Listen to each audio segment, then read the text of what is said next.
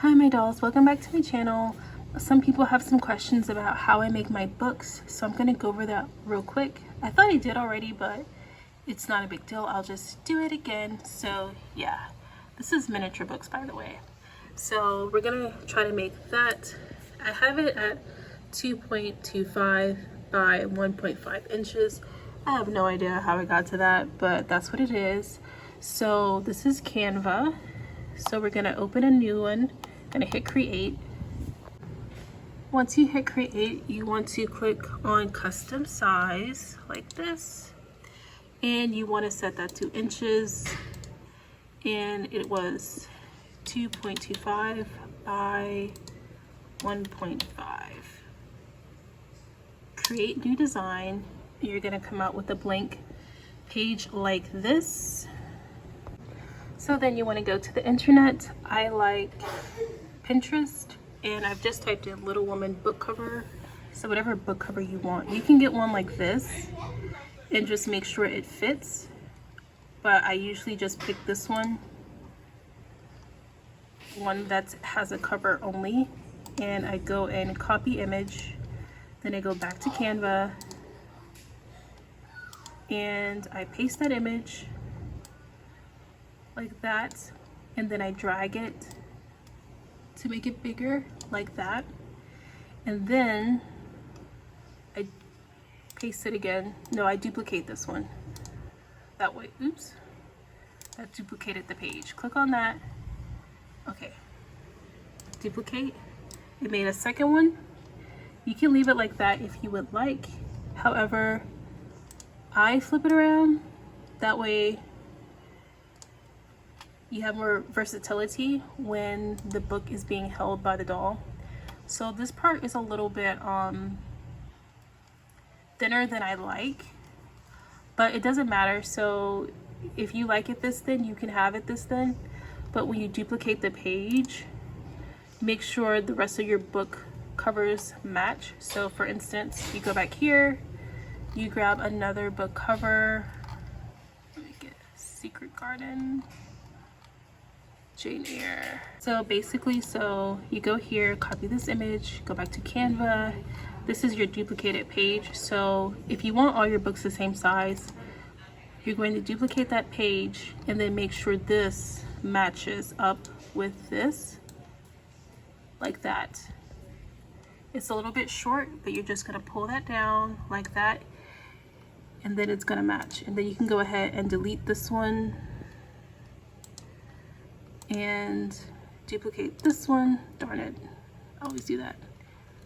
Duplicate this one, pull that over there, and flip it like that. That way your book spines will match up on your bookshelf. See? So then you want to click on this white part and then choose a color to make it. If you go over here, it's going to pull colors from the book cover, and so you'll click on that. See how that one matches? But I like some contrast on mine, so you just pick on any one that you like. I like that one a lot, actually. And then you do a text box. Well, let's do this one right quick.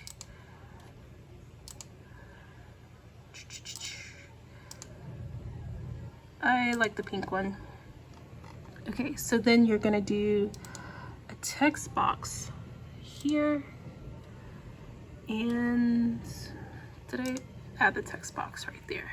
So then you do Little Woman.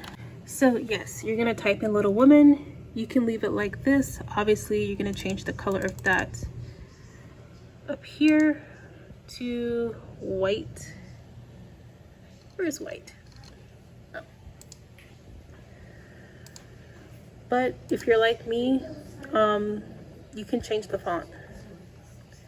So this looks like Times New Roman. It's not Times New Roman, but I think if you do Times New Roman and put it in italics, it's gonna look the same. So you highlight it, and you need to change the font up here to, I'm just gonna put this one so we don't have to look through all of that. And italics. I have a whole bag full of stuff in it. So now you just need to position it. I think that looks good. I'm at work, so I can like really go through all the fonts to look for Times New Roman. So I'll just center that. See how that's perfectly centered? This line is gonna pop up, and then to center it, what's that, horizontally, that line is gonna pop up and make an X. So that is what that is going to look like. That looks so good. So we're gonna do like this. We're going to duplicate that and then drag this one, hold that, scroll down, put that right there. Scroll that up, center it like so. Okay, did it do it? But it didn't do the other way. Okay, moving on. This font is a little bit different right here. It's gonna be hard to duplicate, but this font is definitely like Times New Roman, so it's similar to this one. We're gonna un-italicize it, and then boom. Looks like that. I feel like that's not center. Oop, there it was. Center, please. Oh my gosh, stop. Anyways, so now we're gonna download those. Make sure you do as JPEG. Just cause I said so. No, that's how I do it. So it's gonna download. So we're creating another one, and this time custom size. It's gonna be set to inches again, and it's gonna be width is 4 by 6 because we're sending this to the photo company to print it out. You get same day printouts at Walgreens. I don't know about anywhere else. So you get this blank one, and then you're gonna do uploads. Okay, we're gonna upload the files from the computer. Come on, go to wherever you put the files. I put them here. Highlight them both and click open. So they're gonna appear right there, and you click on one, click on two. They're over here. So this is how I like to do it. 4 need to be on a page, and I don't go to the edge. The edge, when you print the pictures, are gonna get cut off. So don't do that. I put that right to the center, like that. That's how that is. And then duplicate that. Don't put them all together, because then you won't, like, don't put the same picture right next to each other, because when you're cutting it, you're gonna have a hard time seeing where to cut. You can always put lines on there, but do you want to do that extra work? No. So H should fit on the page. Delete. Okay. H should fit on the page. You're gonna have some left over. But yeah, this is your 4 by 6 that you're gonna get printed out at whatever printer you choose. And it's gonna come out really high quality and really durable and kind of thick. So keep that in mind. You're gonna need hot glue to assemble the books, not regular glue. You're gonna need hot glue. So it's a couple of weeks later, and I'm on my craft table, and I'll show you the other books that I made. I didn't have the Little Women books printed out because I didn't want them. But these are some that I made. So basically, you're gonna take foam board and you're gonna kind of pre-fold your books. And this is why I like the contrast, because it's hard to see where to fold it if you don't have that contrast in color on the spine. So let's see. Yeah, none of these have a real contrast, but I was able to kind of see where this one was. So this one came out the best.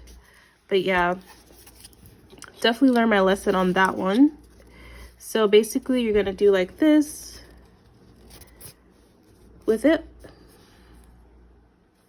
And then this was longer, Should have showed you this when I had it longer, but basically this was longer, and then I did like this, and then I went on this side to mark it, and then I cut out the little square. But yes, since I already knew like the width of it, I just did the whole piece. That way all I have to do is this and this and this and this. I wouldn't recommend gluing it down just because it's hot glue that you have to glue it down with, and it's harder to cut through. So yeah, but this is how it's gonna be, and you just want to go and glue that down. Now if you only put hot glue on the spine, your book flap will open like this and give the illusion of reading. Otherwise it's just going to be like a plain book like this. So here I am with everything. I did like how it looks like the doll's reading, so I did leave those open. I have the mini books brand, whatever books, just so you can compare the sizes. I think everything looks great. I have sold some books in the past. However, I'm just gonna tell people to err on the side of caution, if you will. These are copyrighted materials, usually the covers. I know people do get antsy about that, and to be honest, there's a lot of people selling this on Etsy or distributing it. Like those YouTubers are like, hey, I have a link to the book covers. Even though they're not selling it, they don't have the copyright or the license to distribute them anyways. Also, this is a Chelsea head. You flip that over. Copyright 2021 by Mattel. So doll photography, it does not fall under fair use. So you know, you have Instagram and like skits and everything here on YouTube. The thing that falls under fair use is actually reviewing the doll and critiquing the doll. And even then, there's tons of copyright strikes on critique videos of all kinds and review videos of all kinds. I suspect Mattel is very lenient with its fans because there is a balance you need to keep, a company needs to keep with the fan base.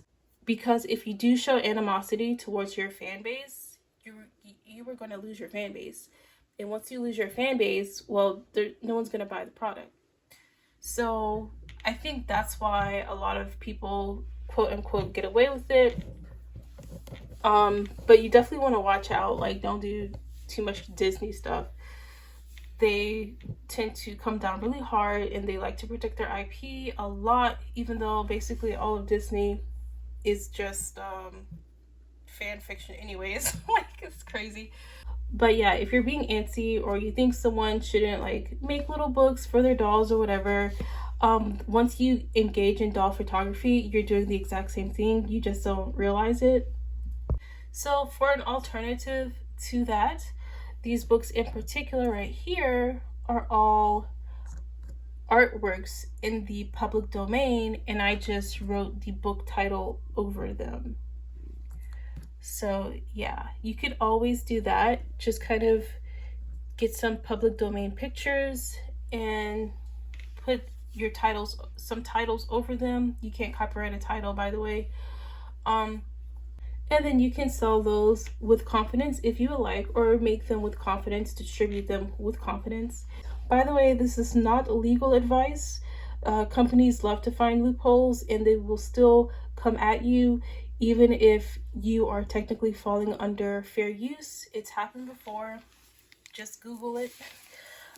This is my doll from Amazon, and when you turn her over, you will see that there is no copyright.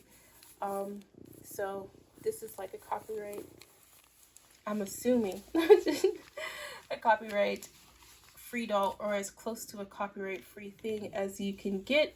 So I'm going to be investing in these because I want the freedom to make book covers and stickers and things like that.